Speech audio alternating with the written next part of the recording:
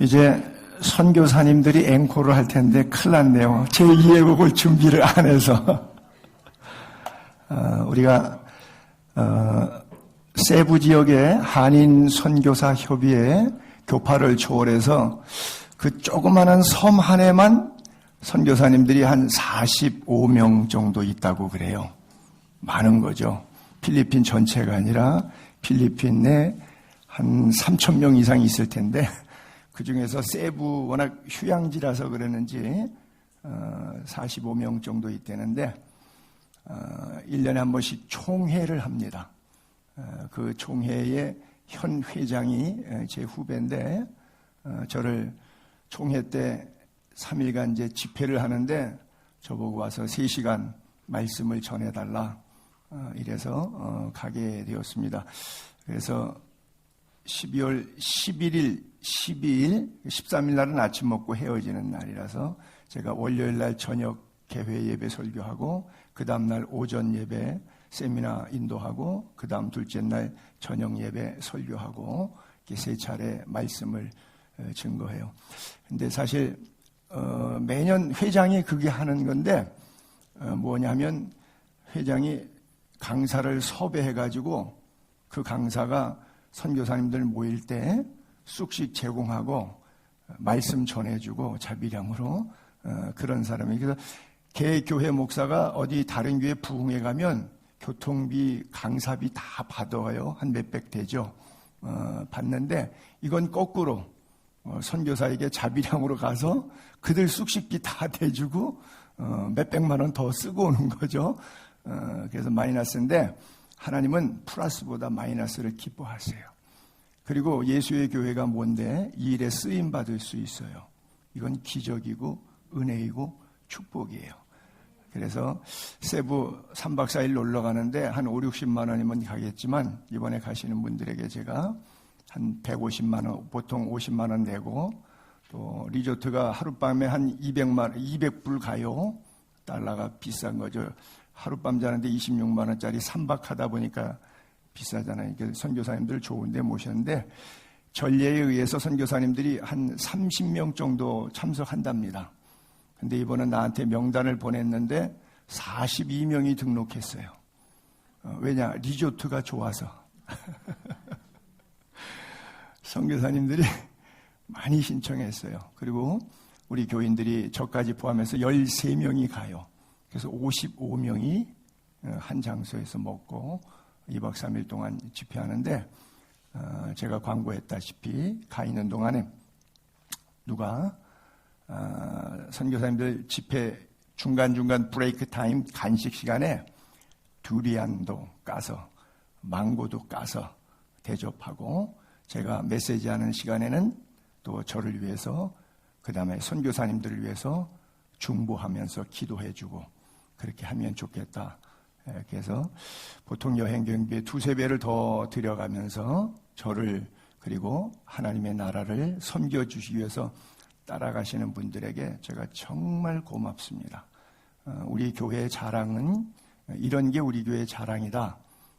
저는 가슴 깊이 자랑스럽고 고맙게 생각해요. 함께 섬겨주시고 동행하시는 우리 교회와 지체들에게 참 감사를 드립니다.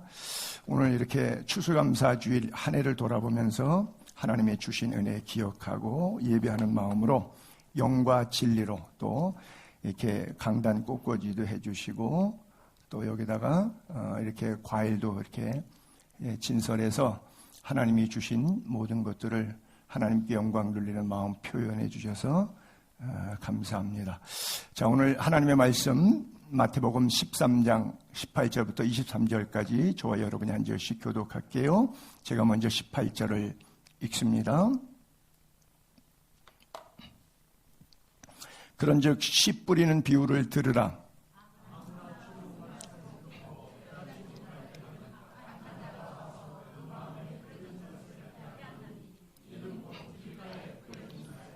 돌밭에 뿌려졌다는 것은 말씀을 듣고 즉시 기쁨으로 받되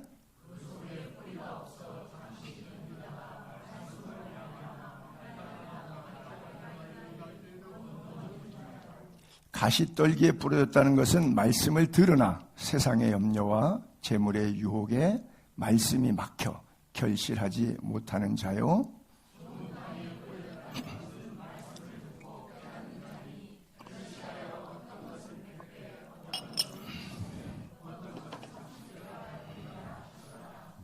아멘.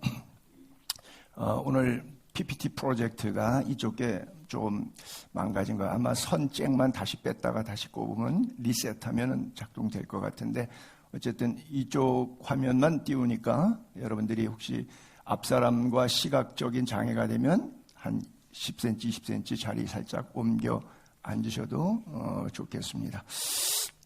자, 한번 따라해 볼까요? 범사에 감사하라. 이는 그리스도 예수 안에서 너희를 향하신 하나님의 뜻이니라. 한 번 더 할게요. 범사에 감사하라. 이는 그리스도 예수 안에서 나를 향한 하나님의 뜻이니라. 믿습니까? 한번 같이 찬양해 볼까요? 시작. 감사하라 내 영혼아, 감사하라 내 영혼아, 내 속에 있는 것들아, 내 속에 있는 것 다 감사하라, 다 감사하라. 아멘. 제가 지난 9일 동안 병원에 입원해 있으면서 3시간 동안 수술하면서 이쪽만 부분 마취하니까 어깨에다가 주사 2방 놓으니까 이쪽 손이 감각이 없어지더라고요. 나머지는 멀쩡하니까 수술할 때 뭐 소리 다 들리고 의사 하는 말 다 들리죠. 바로 옆에서 하니까. 뭐 했겠어요? 기도했겠죠. 무슨 기도했을까요? 살려달라고요? 회개하면서 기도했어요. 하나님, 63년 묵은 죄를 회개합니다. 용서해 주세요. 뭐 흔히 세상 표현으로 주마등 같이라 그러죠. 내 죄를 하나님께서 기억나게 하시고 회개하게 하시고 기억나게 하시고 회개하게 하시고 3시간 동안 침상에 누워서, 여러분 눈물이 흐를 때 이렇게 흐르죠? 근데 제가 해보니까 이렇게 흐르는 눈물도 흘릴 필요가 있더라고요. 눈물이 이렇게 흘러요. 그렇죠? 이렇게 못 흘러요. 아, 누워 있어서 그래요? 그거 몰랐네요. 그래요. 이번 하나님께서 손가락을 절단함으로 인해서 63년 묵은 죄를 회개할 수 있는 시간을 주셨는데, 만약 그런 시간이 없었다 그러면 대면 목회하다가 은퇴하고 그럭저럭 죽었을 거예요. 근데 하나님께서 그렇게 인생 살지 마라. 너 그렇게 살지 마라. 내 앞에 설 때 어떤 모습이 될 것인지를 지금부터 영숙 있는 삶을 만들어. 그 삶을 만들라고 나에게 하나님께서 회개하는 시간을 주셨어요. 그리고 동시에 고마워요. 가족도 교인도 삶도 모든 것들이 고맙기가 한이 없더라고요. 생명 있음을 인하여 감사. 여러분 생각해 보세요. 요거 손가락 끝에 한 3cm 하나 잘렸는데 만약에 여기가 잘렸으면 어떻게 됐을까요? 그렇죠? 하나님께서 이거 안 자르고 요걸 잘라서 이것의 삶의 이유가 무엇인지를 알게 하시니까 감사해요. 근데 지금부터 숙제가 남았어요. 무슨 숙제냐? 이렇게 정제되지 않은 언어를 사용함을 용서하시고 들으세요. 회개를 주둥이로 하지 마라. 회개에 합당한 열매를 맺어야 되잖아요. 제가 하나님 63년 묵은 죄를 회개합니다. 그리고 주둥이로만 회개하면 어떻게 할 거예요? 그 주둥이로 한 회개를 삶으로 증명해내야 되죠. 오늘도 다음 주도 내년도 삶으로 제가 이런 표현 잘했어요. 내가 돈 쓰는 것, 내가 시간 쓰는 것, 내가 교제하는 것, 친구, 취미, 오락, 모든 삶의 영역에 있어서 주어진 시간과 물질과 건강 어떻게 쓸 것인가? 하나님의 거룩한 영광을 위해서 오늘 추수감사제를 통해서 본문에 있는 제목 그대로 좋은 밭이 되어서 30배, 60배, 100배 열매 맺는 삶을 살아야 되지 않겠는가? 도끼가 이미 나무 뿌리에 놓였으니 열매 맺지 못하는 나무마다 찍혀 불에 던지우느니라 말씀하셨잖아요. 그래서 정말 우리가 오늘 본문에 4가지 밭이 있는데 길가밭도 있고요, 돌짝밭도 있고요, 가시덤불밭도 있고, 그리고 좋은 밭도 있어요. 나는 25%, 25%의 4분의 1 확률 가운데 내 마음은 하나님의 말씀을 받을 때 예수 믿은 이후에 구원받은 이후에 어떠한 밭의 상태에서 예배드리고 있고 말씀 받고 있고 성경 읽고 있고 기도하고 있는가 하는 것들을 다시 생각해 볼 수 있다면 이것이 정말 Thanksgiving, 하나님께 추수의 감사의 영적인 열매를 드리는 시간이 아닌가 생각합니다. 여러분 인생 살면서 솔직하게 자신에게 물어보세요. 난 지금 행복한가? 행복하세요? 대답하지 마세요. 대답 제가 듣기가 힘드니까. 난 정말 행복한가? 여러분 인생의 목표는 행복이 아니에요. 그러나 하나님이 디자인하신 인생은 행복입니다. 우리는 행복을 위해서 목숨 걸지 않아요. 그러나 하나님은 우리를 창조하셨을 때 생육하고 번성하고 충만하라, 보시기에 심히 아름다운 삶을 디자인하셨어요. 그런데 하나님의 디자인, 하나님의 설계가 인간의 죄성, 어두움 때문에 마음에 들지 않아서 내 멋대로 자행자지하면서 살다가 보니까 삶이 엉클어졌어요. 막 뒤죽박죽 됐어요. 건강 문제, 인간관계 문제, 경제 문제, 이게 다 너무 so confused, 막 이렇게 헷갈려졌어요. 막 혼돈스러워졌어요. 그런데 다시 하나님의 말씀의 빛에 우리의 삶을 조명해서 내 안에 있는 어두움을 쫓고 예수 그리스도를 영접하고 십자가의 구속의 은혜를 깨닫고 감사를 회복하는 순간 내 안에서 내적인 치유와 삶의 새로운 변화와 새 역사의 길을 걷게 될 것입니다. 그리하여 드디어 열매 없는 자가 30배, 60배, 100배의 열매 맺는 자로 변하게 될 것입니다. 하나님 안에만 영원히 변하지 않는 행복이 있음을 믿으시기 바랍니다. 그 행복이 내 안에 있으면 주님이 주시는 행복 때문에 죽음도 두렵지 않습니다. 그래요. 듣기가 이해가 잘 안 되겠지만 진정 그리스도인이라면 삶과 죽음 사이에서 어떤 것이 더 좋으냐 그러면 진짜 예수쟁이는 죽음이 더 좋은 것입니다 라고 해요. 왜? 죽음이 거기서 끝나서 좋은 게 아니라 죽음 넘어 있는 하나님의 승리, 하나님의 부활, 하나님의 새하늘과 새 땅 때문에 죽음이 좋은 거예요. 죽어서 죽음이 나빠서 좋고 나쁘고를 따져서 죽음 자체에 머물지 않고 죽음이란 과정을 통과함으로 말미암아 나타날 하나님의 영광, 생물학적인 실제 우리의 죽음도 포함되지만 영적으로 예수 믿은 다음에 내가 죽는 것, 자아가 죽는 것, 주님 따르려면, 예수 믿으려면 자기를 부인하고 자기 십자가를 지라 그랬는데 바로 자기 부인이 자아 죽음이에요. 우리가 요즘에 오후에 성경 공부 계속하는 게 뭐죠? 자아 죽음이죠. 그렇죠? 내가 죽고 내 안에 그리스도가 사는 것. 운전대 운전수 바꾸는 것. 내 인생의 운전을 내가 하지 않고 나는 조수석에 앉고 내 인생의 운전대를 주님의 손에 맡기면 교통사고 안 나고 원하는 목적지에 평안하게 잘 도착될 수 있지요. 하나님의 나라가 그래서 다른 데서 찾는 게 아니라 여러분 가슴 속에서 찾아야 돼요. 바리새인이 하나님의 나라 물을 때 예수님이 직언하셨죠. 하나님의 나라 너희 안에 있는데 너희가 그걸 알지 못하고 여기서 저기서 찾아 돈에서 행복을 찾으려고 그러고 인간관계에서 행복을 찾으려고 그러고 상황에 의해서 행복을 찾으려고 그러면 돈 때문에 너 실망할 거고 사람 때문에 너 실망할 거고 그 상황이 지루해져 가지고 권태가 와서 또 싫어할 테고 다 우리가 행복의 조건이라고 생각해서 붙잡았던 것 때문에 내가 상처받고 내가 힘들어진단 말이에요. 그래서 하나님의 나라는 외부적인 조건에서 상황에서 환경에서 물질에서 찾지 말고 말씀에서 찾으라.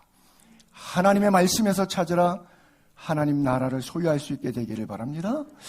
이 Thanksgiving Day 추수감사절을 통해서 여러분들이 한 해 동안 내가 오늘까지 11달 다 지나기까지 감사를 더 많이 했는가, 원망, 불평, 시기, 질투를 더 많이 했는가 곰곰이 돌아보시고 하나님 앞에 감사를 회복하고 원망을, 불평을 끊어버리게 되기를 바랍니다.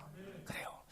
다윗도 왕에 올랐잖아요. 그 비천한 아버지도 인정하지 않는 8아들 가운데 막내로서 별 볼 일 없는 삶을 살았지만 하나님의 은혜로 구원받고 고마운데 이 친구가 맛이 가다 보니까 좀 전쟁 나갈 때 지는 안 나가고 간음죄 짓고 그 다음에 인구가 얼마나 되냐, 내 세력의 영역이 얼마나 넓으냐 인구 조사하고 돈에 사람의 인맥에 정력에 매달리는 삶을 살지 않습니까?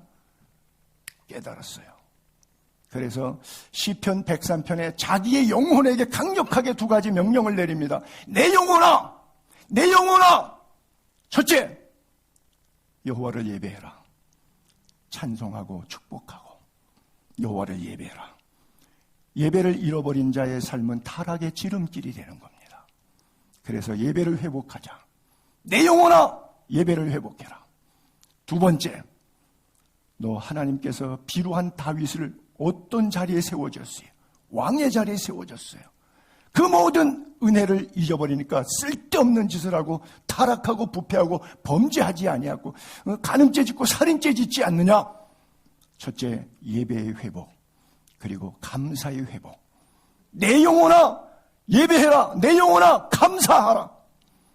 왜? 6가지 감사의 조건을 이렇게 말했죠. 하나님이 내 모든 죄악을 첫째 용서해 주셨고, 둘째는 내 모든 질병을 고쳐주셨고, 세 번째는 내 생명을 파멸해서 속량해 주셨고, 네 번째는 하나님의 인자하심과 하나님의 불쌍히 여겨주심으로 내게 승리의 면류관을 씌워주셨고, 5번째는 좋은 것으로 항상 내 영혼을 소원을 만족하게 해주셨고, 6번째는 늘 젊은이가 같이 청춘을 독수리같이 나이가 먹어도 젊은 피가 흐르듯이 늘 새로운 마음으로 주님을 붙잡았잖아요. 그래서 예배와 감사를 잃어버렸던 자기 영혼을 향해서 강력하게 명령하고 있습니다. 여러분들도 우리 구원을 감사합시다. 하나님의 은혜를 감사합시다. 여러분 다 잃어버려도 구원은 잃어버리지 않게 되기를 바랍니다. 결국 다 소유한 것 그대로 놓고 아버지 집에, 아버지 품에 돌아가는 날은 옵니다. 그때 돌아갈 집이 없으면 안 되잖아요. 돌아갈 아버지가 없으면 안 되잖아요. 현 사회 속에 제일 문제가 뭐죠? 학교 가면 스승이 없잖아요. 교권이 추락되어 있으니까. 그렇잖아요. 세상 사회 나가면 정치, 경제에 있어서 지도자가 있습니까? 지도자가 없잖아요. 가정에 오면 아버지가 있습니까? 아버지가 살아있어도 아버지의 권위가 작동되는 집안이 있습니까? 아버지가 없는 세대, 지도자가 없는 세대, 선생이 없는 시대 속에 우리가 살아가고 있어요. 이 시대를 우리가 어떻게 살아야 될까요? 그래요. 끝까지 우리의 가슴 속에 하나님의 노래가 있기를 바랍니다. 구원의 감사와 은혜의 감사가 있게 되기를 바랍니다. 내 능력으로 살지 않습니다. 하나님의 능력으로 삽니다. 내 힘으로 살지 않습니다. 주님의 힘으로 삽니다. 만약 여러분들이 구원에 감사하고 하나님의 은혜에 감사하다 그러면 거기에 걸맞는 삶을 살기로 결단하는 추수감사절기가 되기를 바랍니다. 모든 것에 감사할 때 인생을 허비하지 않고 가치 있게 인생을 아는 자의 삶, 은혜를 아는 자의 삶을 살 수 있습니다. 인생 이렇게 말하죠. 성경은 인생이 뭐냐? 100년을 살았다. 그 날들이 다 뭐냐? 풀과 같이 지나가요. 그 다음에 뭐 돈도 많이 벌었었고 또 뭐 대통령까지 했었고 뭐 권력도 얻었고 뭐 그 영화 찬란했던 순간, 인생 살면서 찬란했던 순간 들의 꽃과 같아요. 인생 길이 수명 전체가 풀 같고 살면서 반짝반짝 빛났던 그 순간은 그래봐야 들꽃 같아요. 안개 같고 들풀 같고 들꽃 같은 게 인생이에요. 바람 지나가면 없어지듯이 인생 있던 자리도 다 알지 못해요. 여러분 5,000년 역사 가운데 왕 이름 10명이나 여러분 알고 계십니까? 여러분들의 위에 고조 할아버지가 누구신지 아는 분 아마 대한민국에 한 사람도 없을걸요. 물론 왕조에서 기록 있는 집안이 없지 않아 좀 있긴 하겠지만 보통 사람들 가운데는 아버지 할아버지까지는 알아요. 그 다음에 증조 할아버지, 그 다음에 고조 할아버지, 선조 할아버지 되면 고조 선조는 이름도 몰라요, 성도 몰라요. 성은 글씨니까 맞겠네. 그쵸?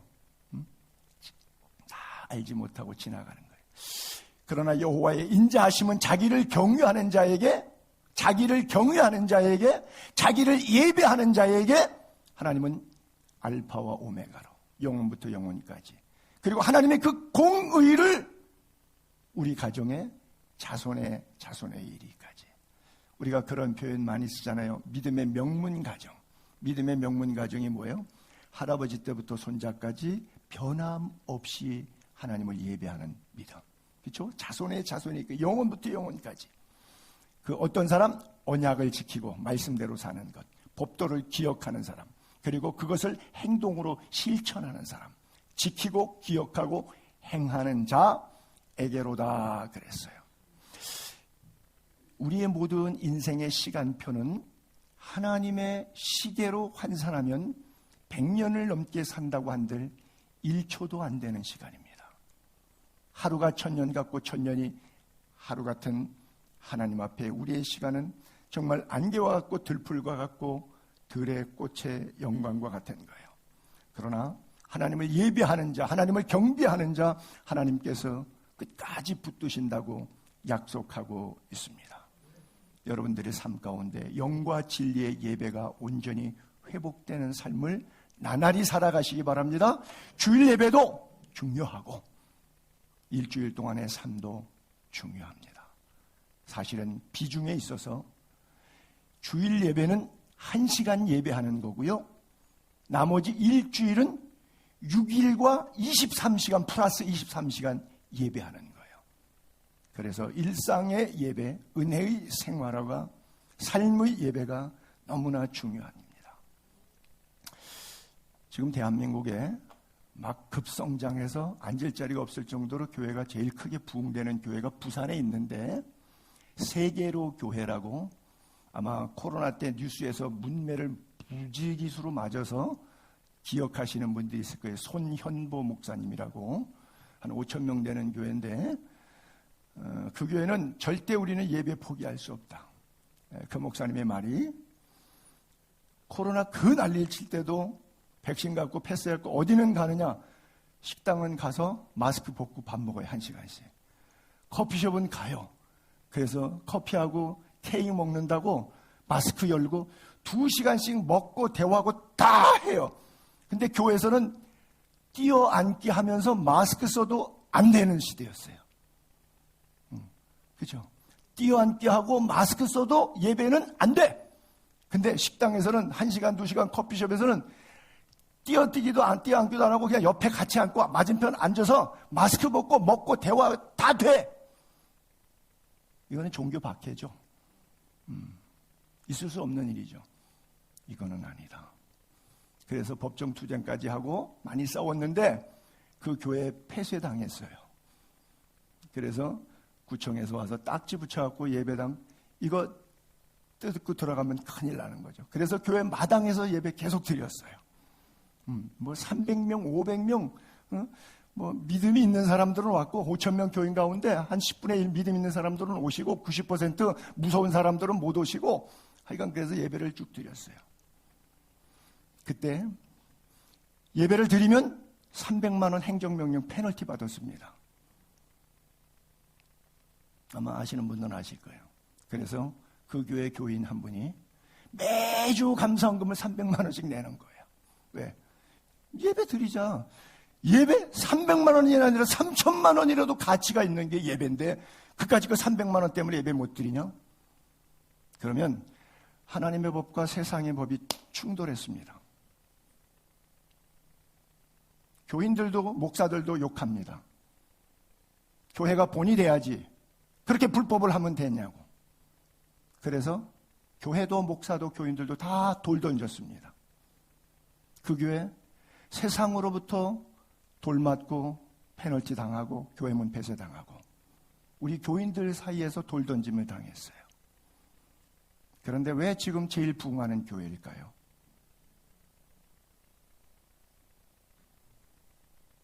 돌 던지던 사람들도 이 3년의 지난 세월이 지나고 나니까 누가 옳았는지, 무엇이 정의인지, 무엇이 법인지를 이해하는 거예요. 앉을 자리가 없이 밀려 들어가요. 대한민국의 최고로 부흥하는 교회입니다.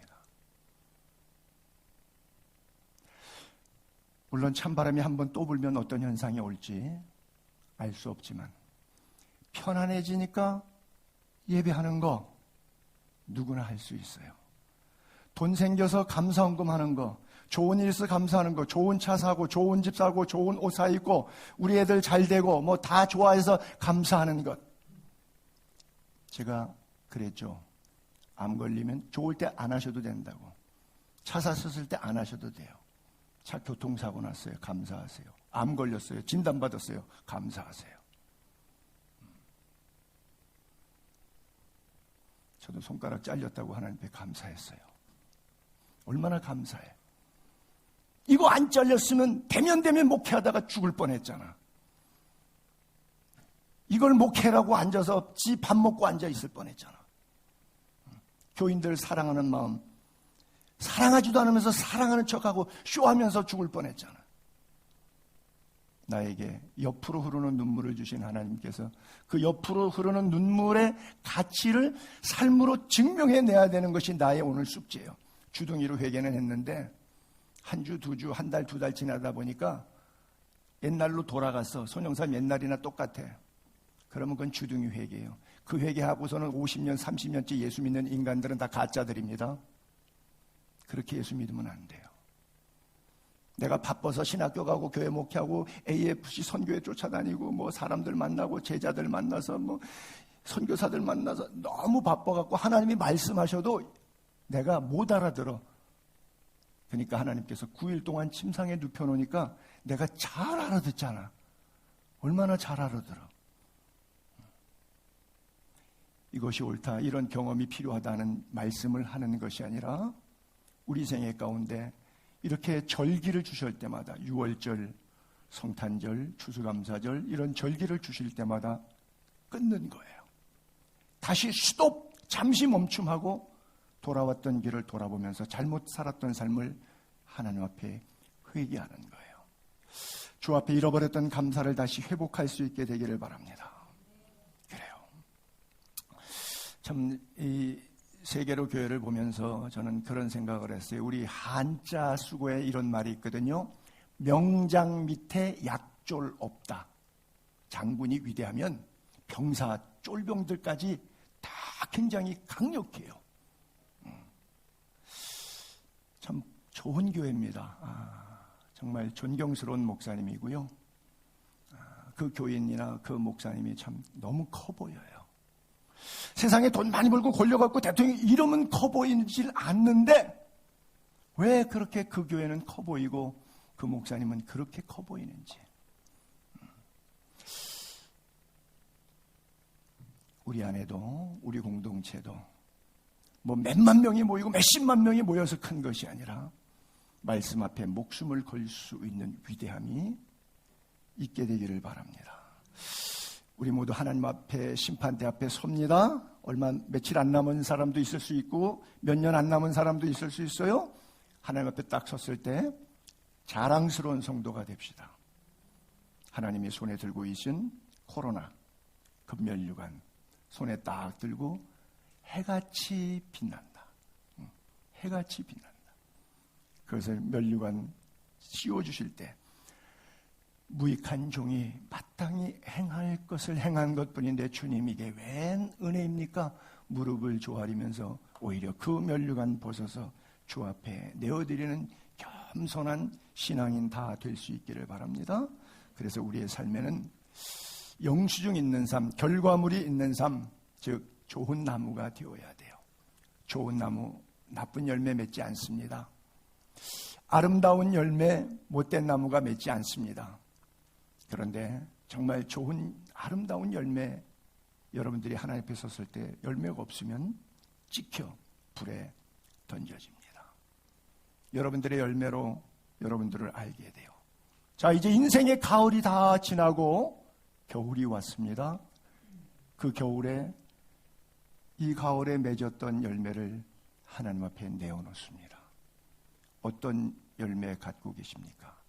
여러분 눈앞에 펼쳐진 영적인 여러분들의 삶의 열매가 하나님 앞에서 아름다워 보여서 착하고 충성된 종이라 하셨을까요?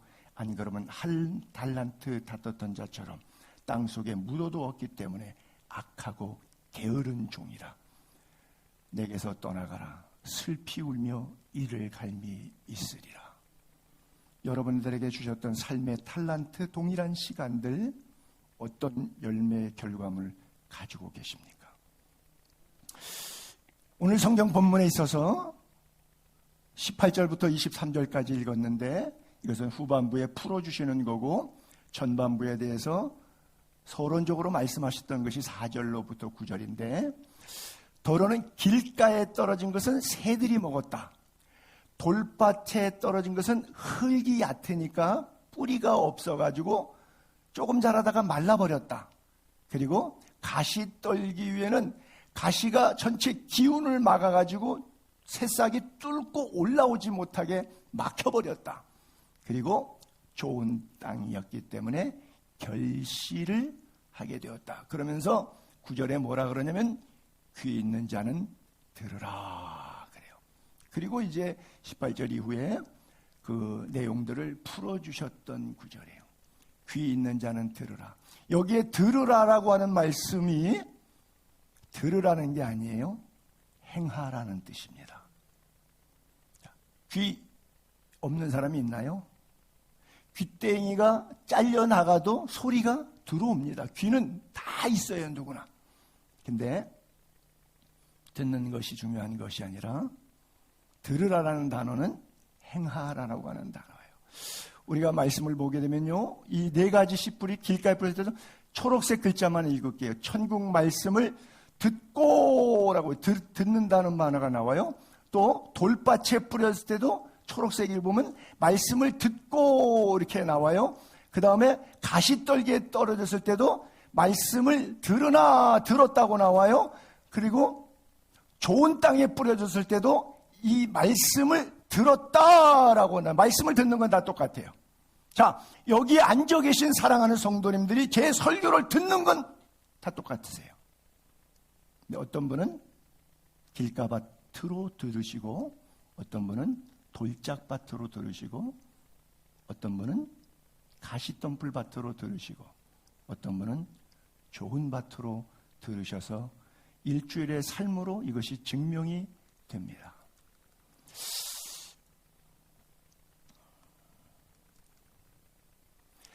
그런즉 씨 비우리는 불을 비우를 들으라 그럴 때 천국 말씀을 듣고 깨닫지 못할 때는 악한 자가 와서 그 마음에 뿌리 얹은 것을 빼앗는다. 그 길가에 뿌리운 자니라 그랬어요. 여기 밭이 네 종류가 나오는데 그 밭은 우리 마음밭을 얘기하는 거예요. 이 세상을 얘기하는 거예요. 말씀에 대한 수용성을 이야기하는 겁니다. 그리고 씨는 하나님의 말씀이에요. 메시지예요. 선포되는 말씀을 의미하고 있어요. 그런데 길가에 떨어진 것은 아까 보니까 뭐가 와서 물어갔냐? 새가 와서 물어갔다 그랬어요. 우리가 새를 이야기할 때 주로 죽은 상태 새들이 모여요. 먹으려고. 그렇죠? 시체가 있는 곳에 독수리가 온다 그랬어요. 영혼이 죽은 상태. 옛날에는 빗물을 받아서 쓰는 시대가 있었습니다. 저 어린 시절에는. 그래서 집집마다 비가 오게 되면 산성비가 아니니까 장독 뚜껑 다 열어놨어요. 그래서 빈 장독에 다 물으면 그 물을 갖다가 받아서 썼던 시절이 있어요. 그때 했던 말 가운데 속담에 소낙비가 지아무리 와도 장독 뚜껑 안 열면 소용없다. 그런 말이 있었어요. 하나님의 말씀이 주옥같이 쏟아져도 우리의 마음문이 길가밭 같으면 새가 와서 사탄이 와서 그냥 픽업해 가기 때문에 열매가 맺혀질 수 없어요. 속지 말라. 악한 동무들은 선한 행실을 더럽히나니. 그래서 우리말에 친구 따라 강남 간다. 그런 말이 있어요. 친구를 보면 그 사람을 알 수 있다. 그래요. 친구들을 잘 삼가 사귀는 것도 좋아요. 그래서 의를 행하려면 자동적으로 되지 않습니다. 엄청 부지런하셔야 하나님의 나라와 하나님의 의를 이루고 살 수 있어요. 근데 죄를 지으려면 전혀 부지런하지 않아도 돼. 게으름 자체도 죄니까 그냥 게으르게 살면서 조금 깨서 뭐 하면 움직이는 것마다 다 죄 짓는 거야. 어디를 가든 누구를 만나든 뭘 먹든 전부 죄뿐이에요. 그래서 깨어 기도하여 시험에 들지 않듯이 의를 행할래도 깨어 의를 행해야 돼요. 하나님을 알지 못하는 자가 있기로 내가 너희를 부끄럽게 하기 위해서 말한다 그랬어요. 시편 1편 1절에도 그랬죠. 복 있는 사람은 악인의 꾀를 쫓아가지 않아요. 죄인의 길에 서지 않아요. 오만한 자의 자리에 앉지 않아요. 뭐해요? 오직 여호와의 율법을 즐거워해요. 말씀을 엔조이해요. 예배를 엔조이해요. 왜? 영과 진리가 담기니까 너무 행복한 거예요. 그리고 주야로 말씀을 묵상하는 거예요. 큐티가 그렇게 행복해요. 내 기도하는 한 시간, 그때가 가장 귀하다, 즐겁다. 하나님께서 큐티하는 가운데 내 생애 가운데 부딪혔던 문제, 난관이 있었던 문제, 기도했던 아픔의 문제, 소망이 있었던 문제들이 말씀 속에서 하나하나 막 풀어지는데 너무너무 놀랍고 힘이 되고 능력이 되는 거예요. 그리고 삶이 시온의 대로를 향해서 걷게 되는 거예요. 왜? 말씀이 후레쉬 빛으로 인도해 주니까요. 모든 것 위에 믿음의 방패를 가지고 악한 자의 불화살을 소멸하고 성령의 고민 하나님의 말씀을 가지라 그러는데, 자, 악한 자가 모든 불화살을 우리에게 쏴요. 악한 동무는 우리에게 그냥 놔두지 않고 죄를 같이 짓자고 불화살 공격을 합니다.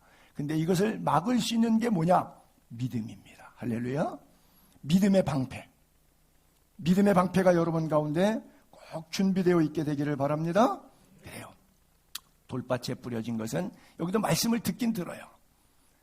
말씀을 들으니까, 설교를 들으니까 야 맞아, 살아보니까 목사님 설교가 딱 맞다.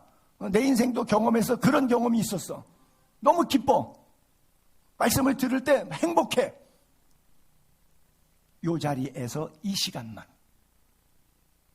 그리고 엘리베이터 타고 내려가는 순간, 그리고 집에 가서, 직장 가서 한 주간의 삶이 시작되는데, 이 말씀이 지금 이때 들었을 때 맞다, 그렇게 살아야 결단했던 것은 아무 의미가 없어. 일주일 동안 세상과 더불어 싸우니까 세상이 기독교인에 대해서 비호감을 갖고 뭔가 불편하게 만들기 시작하니까 예수 믿는 사람의 정체성, 그리스도인의 정체성이 세상 속에서는 무너지는 거예요. 왜?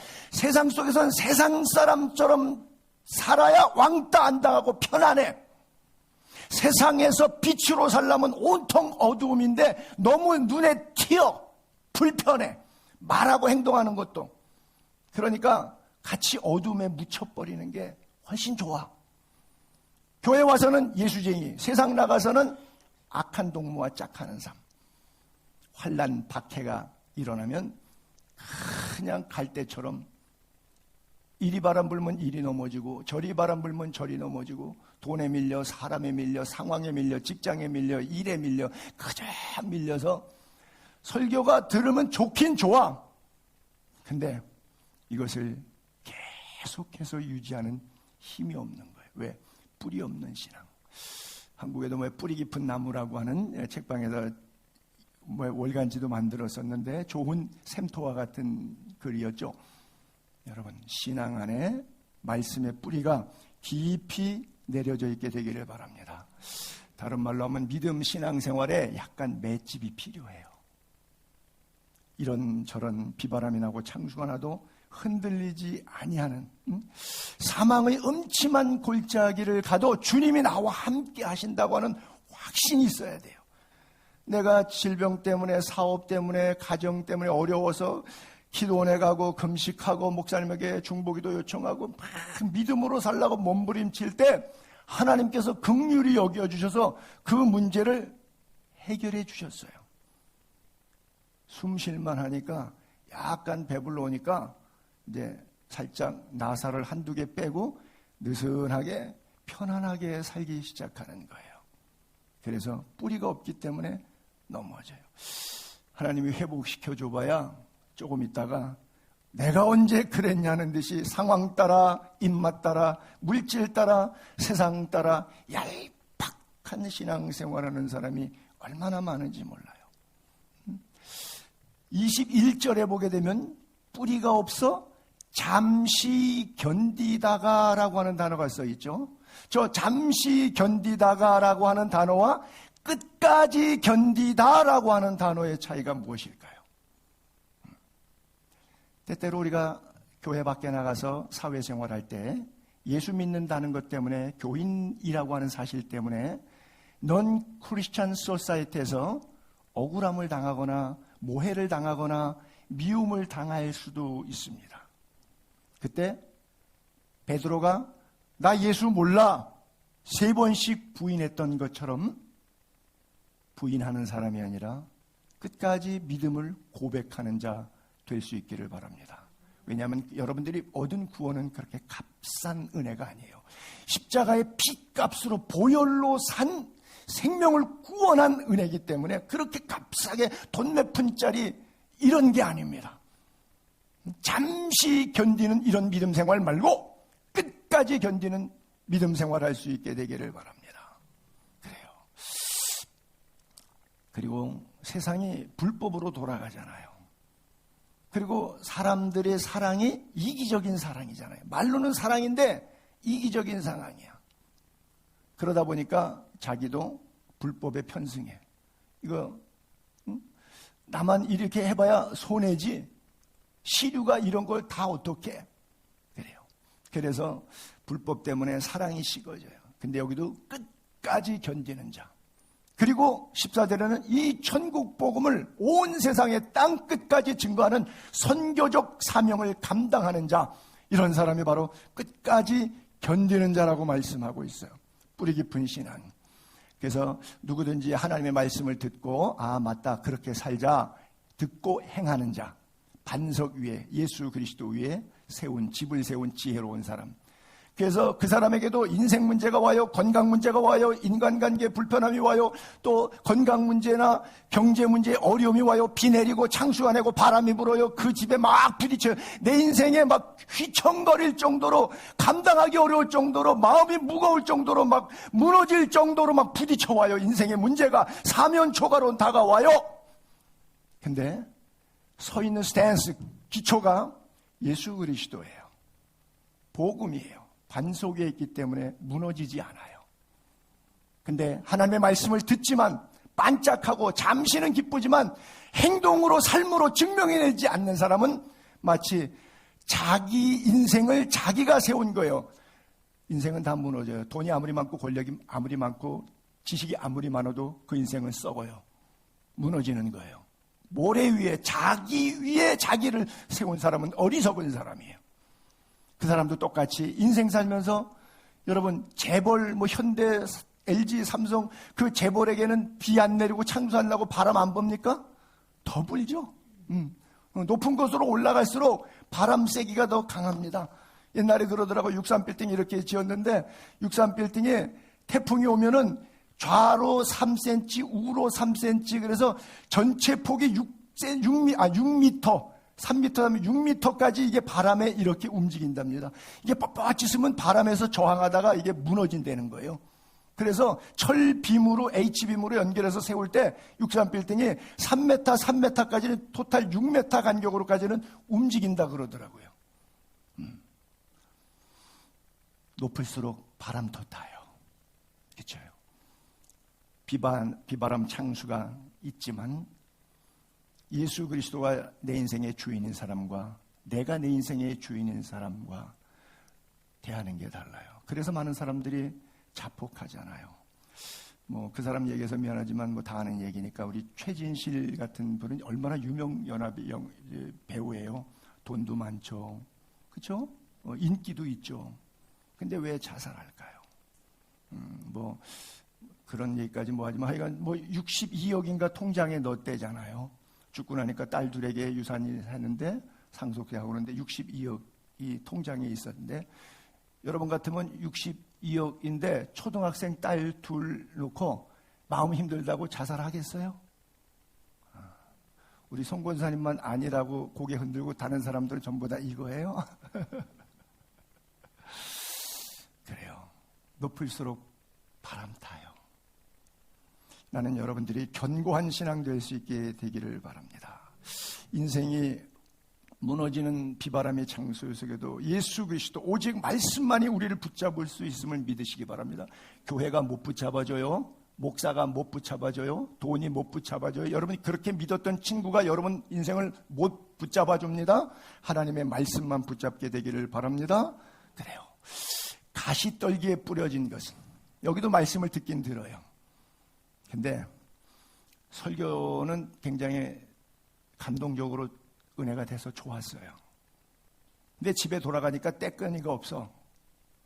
다음날 직장 가니까 자기 지위에 의해서 너무 인격적으로 모독을 당해. 친구를 만났을 때 같은 동창이라도 돈 없다고 업신여겨. 사회생활을 하고 싶지도 직장생활을 하고 싶지도 어디를 가도 마음속에 힘이 들어. 근데 교회만 오면 마음이 평안해. 그래서 교회만 오고 싶어. 이것도 건강한 신앙은 아니에요. 교회에서는 와서 잠잠하고 세상에 가서는 표호를 하며 살아야 돼요. 사자가 으르렁거리듯이. 말씀을 여기서는 드는데 세상에 나가면은 온 걱정은 다 해요. 수고하고 무거운 짐 진 자들아 다 내게로 오라. 여기 와서 짐 다 맡겼어요. 그거 놓고 가셔야 되는데 그 짐을 도로 가지고 가시네. 그냥 놓고 가세요. 잿짐 맡은 우리 구주 앞에 또 돈 몇 푼에 믿음 팔아먹는 사람이 왜 이렇게 많아요? 그러니까 삶의 신앙의 영적 열매가 없어요.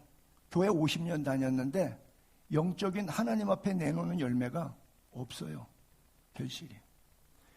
우리 지방의 50개 교회 목사님들이 그중에서 어떤 사모님은 유치원도 크게 해서 빌딩도 3개를 가지고 있고 하여간 나름대로 잘 살아요. 돈에 캐딜락 타고 그래요. 근데 그 옆에 사모님한테 내가 유치원 원장인데 이 유치원에 교사 직원 이렇게 해갖고 나라에서 보조받는 게 있다고 주민등록번호 이름 좀 빌려달라고. 그럼 또 얼마 주고. 그래갖고 이름 빌려주고 이렇게 했는데 둘이 관계가 좋을 때는 또 좋고 나쁠 때는 그것 갖고 서로 욕하고 막 이렇게 얘기하고. 듣는데 내 마음이 이게 목사 마누라들이 돈 몇 푼에 세상 염려, 재물의 유혹에 지가 기도한들, 지가 말씀을들 이게 뭐 하는 짓이에요? 열매가 없잖아요. 열매가 없어.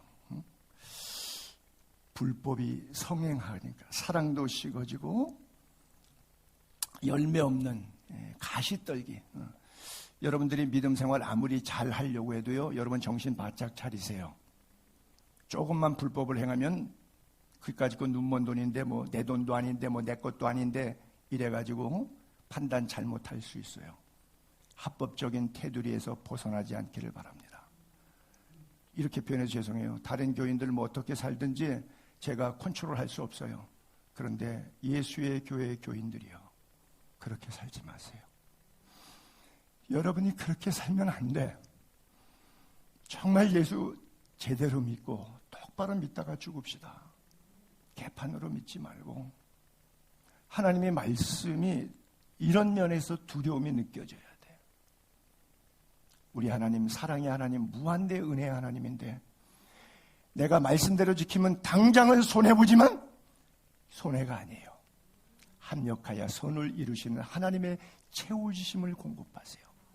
여러분, 하나님이 약속의 땅에 아브라함을 부르셨을 때 갈대아 우르는요, 함무라비 법전이 나오고 유프라테스 티그리스 강에서 메소포타미아 문명이 일어났고 맨션이 있는 첨단 도시 갈대아 우르에서 살던 사람인데 그 아브라함을 축복하시겠다고 1500km가 넘는 저 가나안 땅에 젖과 꿀이 흐른 땅이라고 이 아브라함을 눈 감겨서 거기다가 데리고 가세요. 가봤더니 간조한 땅이야. 뱀과 전갈이 있어. 광야야. 곡식을 지을 수가 없어요. 이른 비와 늦은 비로 하나님이 새초부터 새말까지 축복하시지 않으면 농사 지을 수 없는 땅이야. 그게 복된 땅이래. 나 같으면 이사 안 갑니다. 갈대아 우르가 이 문명의 도시인데 메소포타미아 문명의 도시에 그냥 살지. 저 척박한 땅, 뱀과 전갈이 있고 비도 안 내리는 땅, 농사도 못 짓는 땅, 척박한 땅. 이스라엘 가봤지만 유대 광야나 그 사해 아래쪽으로 그게 사람이 사는 땅이 아니잖아요. 실제 사람들도 없잖아요. 협동농장 키부치 같은 거나 몇 개 있지. 그런 땅을 하나님께서 복 주는 땅이라고 부르셔요. 때로는 우리가 우리의 인생을 인도하시는 하나님의 경륜 앞에 이해할 수 없고 해석되지 않는 많은 문제로 인해서 가슴 아리하여 내가 믿음을 계속 유지해야 되는가? 이것이 정녕 예수 믿는 길인가? 고민스러울 때도 많아요. 그러나 잘 선택하셨습니다. 이게 바른 길이에요. 예수만이 길이요 진리요 생명입니다. 그 예수님 십자가 끝까지 붙잡으세요. 끝까지 가시떨기가 사탄이 여러분들 우는 사자와 같이 힘들게 할지라도 들은 말씀이 가시덤불에 사탄의 속임수에 사탄의 달콤한 이야기에 광명한 천사와 같은 제스처에 속지 마시고 세상 염려, 재물 유혹에 빠지지 마시고 막혀 결실하지 못하는 자가 되지 마시고 열매 맺는 자가 될 수 있기를 바랍니다. 왜냐하면 주님 이렇게 말씀하세요. 세상에서는 때때로 가시덤불 때문에 우리가 어려움을 겪을 수 있지. 그러나 걱정하지 마십시오. 강하고 담대하십시오. 주 예수 그리스도가 세상을 이겼기 때문에 우리는 예수의 사람이기 때문에 그의 이김은 곧 우리의 이김입니다. 믿으시기 바랍니다. 그래서 하나님께로부터 난 자마다 죄를 짓지 아니. 왜? 하나님의 씨가 말씀이 우리 안에 있기 때문에 그래요. 너희는 하나님께 속했잖아요. 그래서 세상을 이겼잖아요. 왜? 내가 이겼나요? 우리 안에 있는 예수님이 세상을 이겼기 때문에 나는 자동으로 이긴 거예요. 내가 운전수가 아니라 주님이 운전수 되었기 때문에 승리의 길로 가신 거예요. 주와 더불어 살게 되기를 바랍니다. 그래서 무릇 하나님께로부터 난 자는 영생 구원 중생한 사람은 세상을 이길 힘을 주시는 거예요. 그게 뭐예요? 믿음이에요. 여러분들의 자유의지의 믿음으로 결단할 수 있게 되기를 바랍니다. 하나님께로 난 자는 다 범죄하지 않습니다. 왜요? 하나님께로부터 나신 자가 그를 지켜주시기 때문에 악한 자가 만지지도 못하게 해요. 또 우리가 뭘 알아요? 우리는 하나님께 속했다는 걸 알아요. 뭘 알아요? 온 세상은 악한 자에게 속했다는 걸 압니다. 또 뭘 알아요? 하나님이 아들 이로 우리에게 지각을 주셔서 우리로 영적 분별해서 누가 참된 자인지를 깨닫고 알게 하셔요. 또한 우리가 참된 자고 그 아들 예수 그리스도 안에 산다는 사실을 깨닫고 그분이야말로 참 하나님이시고 그분이야말로 영원한 생명의 주인이시라고 하는 거예요. 그 진정한 믿음은 세상을 이기고 죄악을 이기고 자신을 이길 힘을 주는 이 거룩한 믿음입니다. 마지막 끝으로 좋은 땅에 뿌려졌다는 것은 말씀을 듣고 깨닫는 자, 그리고 결실하는 자. 듣는 것으로 깨닫는 것으로 끝나는 것이 아니라 결실하는 거예요. 제가 그랬죠, 서두에. 63년 묵은 죄를 주둥이로 회개하는 것으로 끝나는 것이 않습니다. 그 회개의 열매를 오늘도 내일도 내년도 맺어가야 한다고는 사실이에요.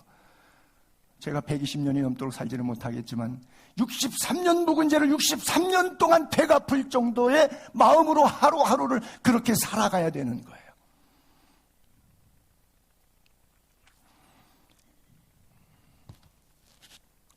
여기 강서구에 뉴 코리아 교회라고 하는 분이 있는데 그 목사님 어제 잠깐 만났는데 자기 교회는 자랑을 하나 하더라고요. 어떤 분이 교회 등록해서 지금 2년째 잘 와서 다니시는 한 55세 되신 남자 성도님인데 맨 처음에 와서 등록하고 도중에 등록하고 어디서 오셨어요? 그러니까 좀 멀리서 왔어요 그러더래요. 더 이상 말하기를 원치 않으니까 굳이 뭐 이렇게 얘기 안 하고 그러냐고. 근데 매주 와서 아무 말씀도 안 하시고 예배드리고 식사하고 나면 팔 걷고 설거지하고 오후에 성경 공부, 거기도 오후에는 성경 공부를 목장 모임에 한다 그러더라고요. 목장 공부하고 그 다음에 안녕히 계세요 그러고 가는데 2년 동안을 지금 그렇게 오시는 분이 계신데 나중에 몇 달 지난 뒤에 여쭤봤대요. 아니 먼 데서 오신다 하는데 어디서 오시냐고. 그랬더니 청주에서 오신대. 우리 박형 집사님네 고향 동네에서 오신대. 그래서 아침에 7시에 출발해서 청주 자기네 집에서 시외버스터미널 와서 고속버스터미널 거기서 고속버스 타고 강남에 와서 강남에서 또 지하철 타고 강서에 있는 교회 이렇게 오시는데 4시간 걸리는데 대중교통수단 왕복 8시간. 그래서 11시에 예배하고 밥 먹고 그다음에 설거지하고 오후 목장 모임하고 그냥 가시는 거예요. 하루에 몇 시간, 하루 온종일을. 글쎄 청주에 있는 가차원 교회에 가셔도 될 텐데 왜 강서구에 있는 그 교회까지 오신지 모르는데 목사님이 너무 이제 기특하고 고마워서 그런 자랑을 하시더라고요. 우리 교회도 우리 천장 집사님이 은퇴하고 나서 지금 매주 이렇게 여러분 바닥에 늘 깨끗하죠. 이게 여러분들이 걸레질 한 번 한 적 없어도 여러분 몇 년째 다 교회 다니신지 모르는데 항상 깨끗하죠. 저분이 이렇게 하시는 거예요. 와서 설거지 해주시는 분들 또 이렇게 청소하시는 분들 너무 음으로 양으로 섬겨주셔서 참 감사해요. 그건 뭐 쓸데없는 얘기죠. 제가 손가락이 잘렸을 때도 가장 먼저 생각난 사람이 천집사님이에요. 물론 집이 가차워서 그랬겠지만 연락을 했어요. 왜냐면 뭐 피랑 뭐 엉망이 됐으니까 내가 이걸 청소하고 갈 수가 없잖아. 119 타고 가니까. 그래서 우리 집사람보다 더 먼저 전화했어요. 우리 집사람보다 더 사랑하는 남자인가 보네. 동성애자는 아닌데. 그래갖고 나중에 연락받았다고 지금 수술 전에 뭐 엑스레이 찍고 뭐 하고 이렇게 손 들고 왔다 갔다 하는데 갑자기 뒤에서 누가 목사님 그런 소리가 나다. 어이 깜짝이야. 우리 함장로님 네 분이 오셨더라고요. 우리 박 권사님이 보더니 고개를 흑들어 이러고 있으니까 너무 불쌍하고 참 기가 막혀서 고개를 확 돌리시더라고요. 교인들의 사랑을 입으면서 여러분들의 수용성으로 인해서 제가 목회하고 있는 것에 정말 진심으로 감사해요. 사실 교회 목사들 사이에는 그런 얘기가 있어요. 얼굴 예쁘고 빤빤한 사람 교회 일 여전도에서 못 시킨대요. 자기 얼굴 이쁘니까. 그 다음에 돈 많은 분 무슨 얘기하려고 그러면 또 돈 달라는 얘기인 줄 알까봐 알러지 있을까봐 이 사람들하고는 얘기 못한대요. 그 권력 있는 분 뭐 또 청탁 부탁할까봐 얘기 못한대요. 그저 어렵고 많이 못 배우셨고 가진 것 없고 그런 분들한테는 부탁하면 목회자들이 마음이 편하다는 그런 이야기가 있어요. 그게 정답이 아니고 그래요. 여러분들은 가슴에 수용성이 있으면 좋겠어요. 어떤 것이든지 좋은 땅에 뿌려진 씨는요 잘 받습니다.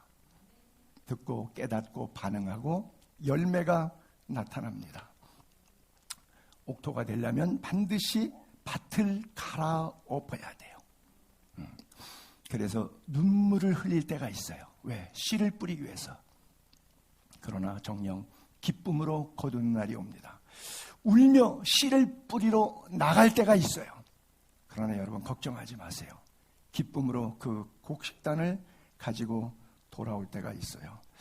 어쨌든 여러분 너무 고마워요. 이번에 세부 단기 선교팀 가시는 분들도 고맙고요.